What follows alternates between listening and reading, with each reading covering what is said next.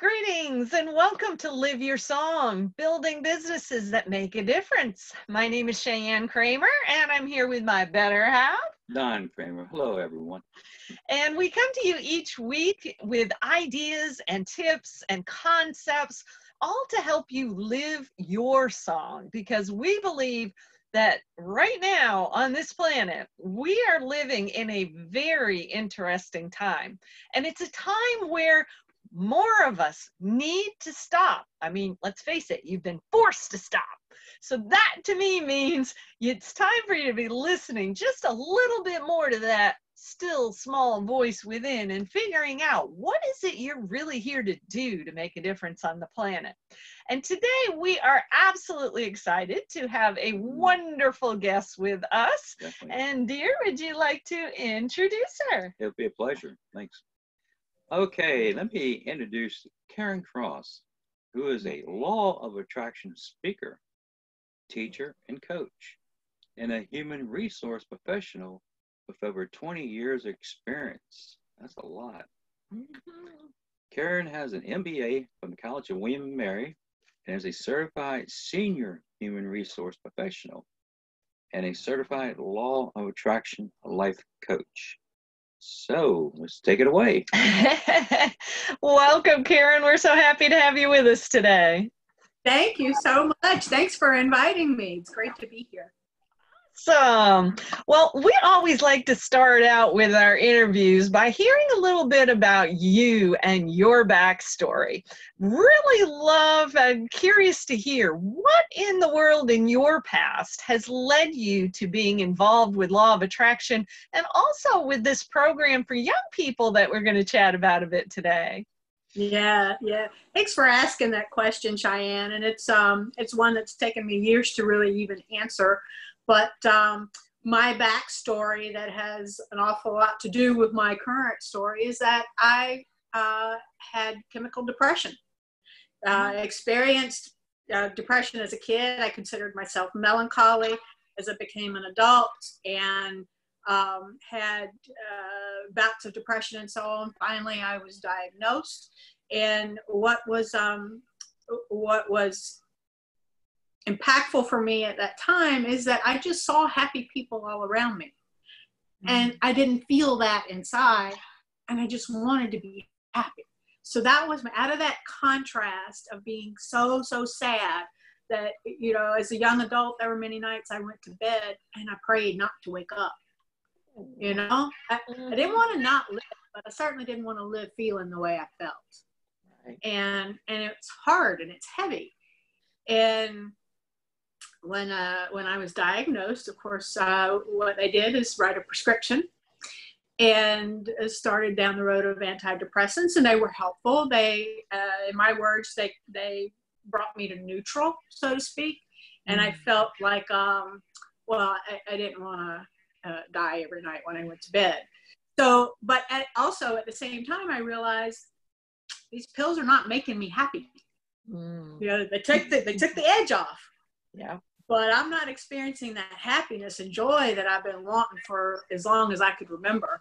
And that's when I started looking and searching and listening and really trying to figure out what can I do to be happy, to experience joy and happiness. And the first thing I learned is that our emotions are connected to our thoughts. Our emotions reflect what we're thinking about. And so I realized that in my sad times and depressed times, you know, that I could turn that around and look, well, what am I thinking about? And I started learning that I could change my thoughts. And that was extremely empowering. And that's put me on the road to the next big revelation was I learned about the law of attraction.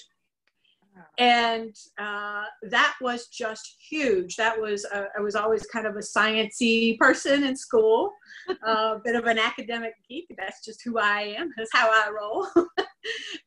So the science of it really appealed to me. It kind of took the judgment and the emotion out of it. And I understood that our thoughts have vibrations. We're all energy. You know, everything is energy. Everything has a vibration, including our thoughts. I mean, even now, we didn't know this back then. This was in the back 1998. I started learning about this.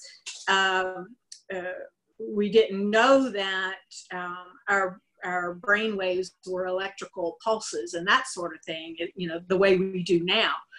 So anyway, our thoughts put out a vibration, and that vibration attracts more of the same. And it starts out by being more thoughts of the same. So the more angry you are, the more depressed you are, then those thoughts just keep coming in. And then the manifestations start coming in, the experiences that match that as well, the people. A good example is, a lot of us have heard of the expression of getting up on the wrong side of the bed. Mm-hmm. Perhaps you get up and you're in a grouchy mood, and you come across somebody in the morning. Well, we were in our normal lives of being out in the world, but you come across somebody and they were grouchy and snappy, and by the third person you come in contact with, you notice everybody is grouchy and snappy that day, and it's really not them. It's you. And you're attracting all of this stuff to you. So this was all in the midst of my HR career. I was learning about this.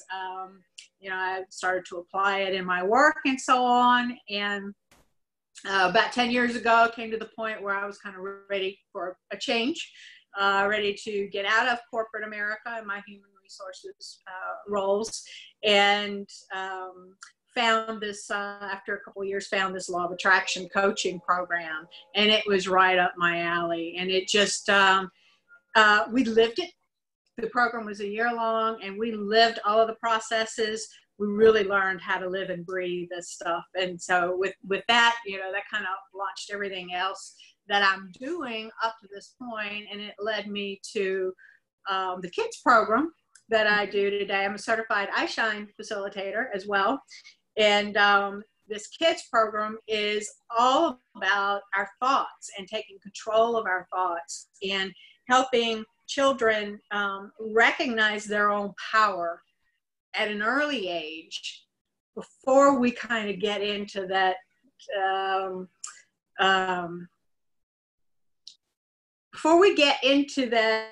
acting on responses and programming and so on that we tend to do as we get into our teen years and young adult. We just react without a lot of thought, without a lot of realization that we have the power, we have the power to create our own reality. We have the power and choice to choose how we see something in the world, the next step that we take, the next words that we say. So this child's program, saw it 2-3 years ago. I forget when I got certified, actually, about 3 years ago, I think. Anyway, it was just completely in alignment with who I am and what I do. And it is empowering for the children. It is empowering for their parents when they get exposed to this stuff as well. So it's like, kind of go in the door talking to the kids, but I'm also, really excited about the impact it'll have on the parents too. Wow. That's amazing. So you really get the opportunity to impact a whole family all at once. I do. And, that's one of the things that I think is seriously happening right now, as this is being recorded during the whole quarantine period. I think a lot of families have forgotten how to be families. Yes. Being all of a sudden cooped up in the house with each other, you've got to start to figure it out. Yeah, you do. Really busy. Well, I hope people are taking time to just be and to enjoy and to let in. Again, our thoughts create our reality. So the more we relax right now, the more we allow our creative selves to be expressive, the more we are helping our world right now by raising the vibration, by reducing the resistance or the anxiety, however it's manifesting for people. It's good for the family, and it's good for our world right now to just let go and be easy about things for a little while. I agree. So just out of curiosity, what age group do you think that this program is best suited for? So it's targeted for about 9 to 12, 4th to 6th graders. We could go as it is. So what we did is we took this, the program is called the I Shine Inner Wellness Curriculum for Kids. And it is intended to be a live group experience, because the kids learn a lot from each other.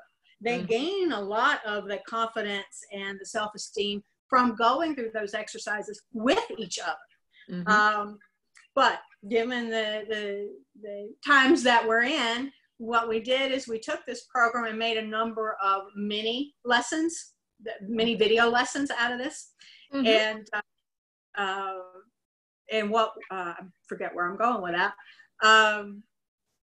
We turned it into a number of mini lessons. We were talking about ages. So the ideal age is somewhere around 10 to 12. You know, there's some 8-year-olds that are older. There are, 13-year-olds that are younger. But at the same time, given that a lot of parents do have an opportunity right now to sit in and participate, I would say you can go younger and you can go older. The conversations are pretty simple and straightforward. The activities are fun and easy. The conversations should be great between the parents and the children. We've got activities like vision boards, helping the kids realize that if they can dream it, they can achieve it. And so how do we do that? My mom told me I could be anything I wanted to do, but the path that was laid out for me at that time by her and everyone, my teachers and so on, got to work hard, you got to study hard, you got to, and yes, we have to take action, but it doesn't have to be hard. It doesn't have to be hard. It can be joyful. We can allow each step to come to us, one step at a time. So part of what we talk about in achieving goals and dreams is how do we do it? We talk about a vision. We teach them about visioning. We do the vision board. We guide them through a mental visualization. We talk about focus as being a big factor in achieving our goals and dreams. And also, what do we do when we hit snags, bumps in the road, and that sort of thing. So like I said, and vision board is a part of that, one of the activities in one of those lessons. And that's a lot of fun.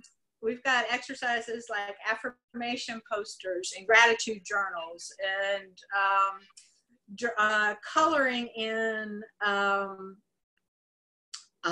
representations of ourselves in ways that show all the differences in us, and we've turned this into a family exercise. So it might be, okay, color your shorts based on your favorite food. Color your shirt based on your favorite color. Color your socks based on, something else. And what we're trying to do in that exercise is help the family members in a live group situation, would be class members, but help family members recognize and appreciate all of the differences that we have. Nice. We also go through a skills assessment, a very simple skills assessment, to talk about how special and unique we are and how we use these differences, how we use these unique qualities about us to enhance our own lives and to make a difference in the world. Wow. And see, to me, this kind of program is so relevant and so needed right now and I especially like the fact that you're targeting kind of in that middle school age, because we have way too many teenagers, young adults who are just getting into this space where they're contemplating suicide. There's just ridiculous amounts of them. And it sounds like you have a program that could kind of help prevent that kind of mess. It is. We also call it a different angle on that, is we call it a bully proofing program. We don't address the bully or the victim. We're just helping each individual child recognize who they are, how special they are, how to use that uniqueness in the world. And we're helping them realize that they're in control of their thoughts and their emotions. And so they're building their own inner power. You know, we like to tell children and adults, you know, you are special, you are strong, you are this, you are that, you know, you are able to do anything you want to do. But it doesn't matter if we don't believe it on the inside. Right. You know, and this program cultivates, you know, I don't tell a child how to feel. We go through questions and some fun activities that help them discover what's so awesome about themselves and how in charge they really are of their thoughts and emotions. And when we can choose, you know, life is all about how we respond to it. It's not about the other person. Right. You know, it's about how we respond and what we think and what we say. Absolutely. And I love that this is so all related to exactly what you came through as a younger person. And I can relate really well. I know when our second child was born, I went through extreme postpartum depression. And boy, that was tough to come through and come out the other side, and had some challenges as a teen as well. So, you know, and I've gotten to a place of feeling like there's a lot of spiritual misunderstanding that goes into some of that as well, because I think the more that we connect with who we are at our core and connect with our hearts, it's about trying to connect your head and your heart, right? In a lot of cases. And I'm just grateful that people like you are out here doing some of this kind of important work, because I can imagine there's a lot of confused kids out there right now too. All of a sudden their school year was cut short, and now they're trying to figure out how to go to school on their computer. And, you know, there's just so much that has just thrown people into a whole lot of turmoil. So definitely grateful for what you have. I'm really curious, you know, given your law of attraction work, your work with youth, and then I also remember this little thing that you were doing, I hope you haven't abandoned it, called Day of Gratitude. I think that's how I connected with you initially. And again, obviously everything you're doing is focused around this concept of trying to help people experience more joy and more feeling good. And you know, that's just a beautiful testimony for how you've taken your knowledge and wisdom and figured out how to pay it forward to some other people. So do you have a big vision of some sort about how you hope to impact the world while you're dancing on it? I don't have the big vision. I have a one day at a time. I really try to follow my own joy. And gratitude, having an experience a number of years ago, getting into a gratitude practice, I did 40 days of recording 10 things each day that I was grateful for, 10 different things each day. Wow. And I couldn't skip a day. If I skipped a day, I had to start all over again. This was part of another program I was doing. Wow. And so I did it after a few false starts. and the personal transformation in how I felt and what I was experiencing was just profound. And so I kept going with it, and today I still go with it. But at some point I started looking out in the world and seeing some stuff that I didn't like. And I thought, my solution was, we got to get gratitude out there. We got to put it in the faces of people. There were a lot of protests going on at the time. I'm like, we need some gratitude parades. So we need I love it. Today I call gratitude the secret sauce of a happy life. It's just, if you've got that programming, and it is programming, it absolutely is. It's a reprogramming of all of our lack consciousness and so on. So, I thought if we got it out in the world, it would just, even for a moment, help lift people up. And it did. And I haven't been very involved with it lately, but it's still there. It's still there. And I'll pull it back out. It's been challenging, because I like to go out and say thank you to people and hand out business cards and so on. Mm-hmm. So I'm not handing out cards because I don't want to hand out germs, and I don't, can't hand out signs for people to hold up or anything like that. But I'm seeing an awful lot of gratitude being expressed in social media, in the news, all of the wonderful things that people are doing, from just individuals doing what they can to, small businesses, really, I mean, the small businesses here in Raleigh are just amazing. They're supporting, it seems, everything that's going on and all of the needs, but our big businesses as well are, changing their manufacturing processes and equipment and all that stuff to step up and provide what we need at this time. And incredible scientific minds, physicians are coming together, and it's just, I know it's a hard time, but it's an incredible time. And I'm seeing a lot of that gratitude out there. And keep it going, people, keep it going, because it raises our vibration.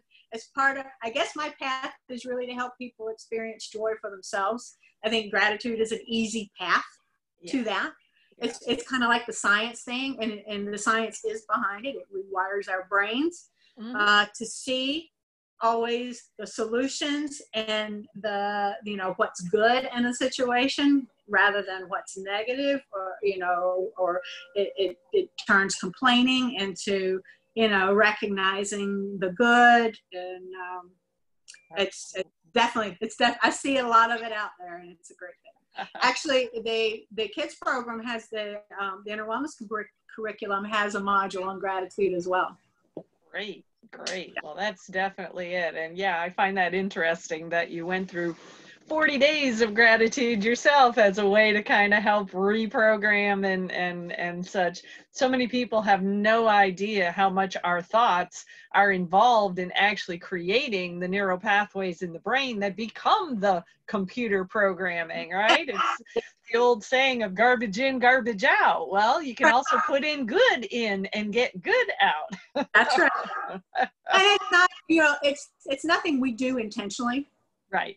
It's not on purpose. It's the televisions we watch. It's the, things going on in the world. It's the beliefs we grew up with, and nobody knew. We're all doing the best we can, but now we do. Right. Now we know that what's in here creates our reactions and response to the world. Exactly. And we can change it. When you know better, you can do better, right? That's right. Good deal. Well, dear, did you have any question or wrap up here for Miss Karin? I just think it was very interesting. I hope everybody enjoyed it. Absolutely. Well, tell people how they can reach you. Yeah. All right. So my company's name is Mighty Me. Okay. I'm at mightymE.net. You can reach me at Karin Cross at mightymE.net. And that is KarinCross at mightymE.net. You can, for the kids program that we're doing online, that is a limited time. So let me share that as well. Go to ishinekids.com/IWC online. I think that's right. Inner wellness. What did it stand for? Inner wellness something? Inner wellness. Inner wellness curriculum. Curriculum. IWC. Yep. Okay. iShine Kids. And I think that's it. All right. Well, thank you so much for being here with us today. And I wish you lots of joy and gratitude as we come out the other end of this tunnel we're all traveling through together. Same here. Thank you so much for having me. I really appreciate the opportunity. And thank you to Cheyenne and Don for everything that you are doing and have been doing to empower us, help us empower ourselves, lift us up, lift up our communities. Well, it's our pleasure, and hopefully we'll get to see you again sometime soon. We do plan on getting back into North Carolina in the not too distant future. Good. All right. Well, thanks everybody for being with us today on the Live Your Song podcast, and we look forward to seeing you again next week. Have a great week, everybody, and you better be figuring out what your song is. Bye, everyone. Bye-bye.